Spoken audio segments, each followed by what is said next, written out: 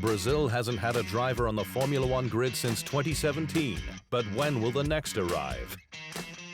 You can now watch full 24-minute episodes of The Inside Line at our official home on unbeaten.com.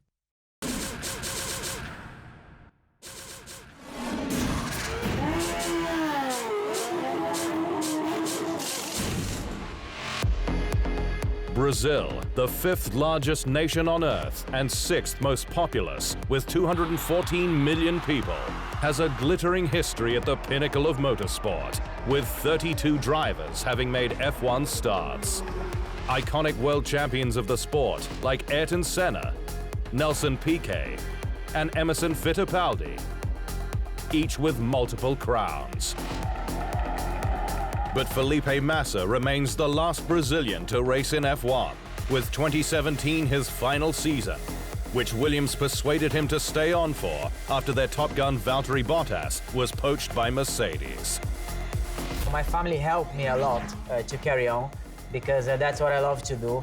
My wife was really pushing me together with my parents, and also the fans. The fans was really sending me a lot of great message, so it's impossible to say no. The issue lies not just in the general lack of cash available for drivers to move to Europe for a shot at the big time, but in the allure of Stock Car Brazil, the nation's premier racing series. Despite all this, 5 Brazilians were racing in F1's feeder series in 2021, with 2 in F3, including Enzo Fittipaldi, the grandson of Emerson, who moved up to F2 halfway through the season. The 20-year-old pulled back on plans for the American Indy Lights Series, with his chance to step up coming after a maiden F3 podium in Hungary, but didn't have the best car at Charouz. Fittipaldi still drove the doors off the Dallara F2 car, improving on his grid slot in 4 of the 5 races he's finished so far.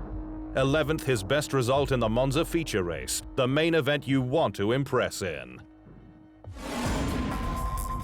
Of his rivals, Felipe Drugovich is the most successful, with the 21-year-old racing for UNI-Virtuosi, but has taken 2 podiums this season, compared with 3 wins last year for MP Motorsport.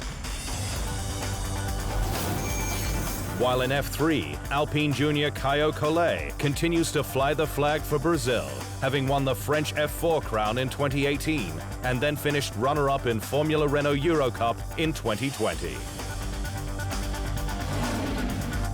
After impressing in the Eurocup, Collet stepped up to F3 and scored 2 podiums for MP Motorsport en route to 9th in the standings, one of just 2 rookies to make it into the top 10 this year, making him one to think about as the locals flock to the gates of the iconic Interlagos circuit for the Brazilian Grand Prix.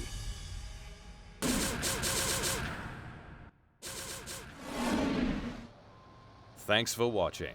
To stay up to speed on all things Formula One, make sure you hit the subscribe button.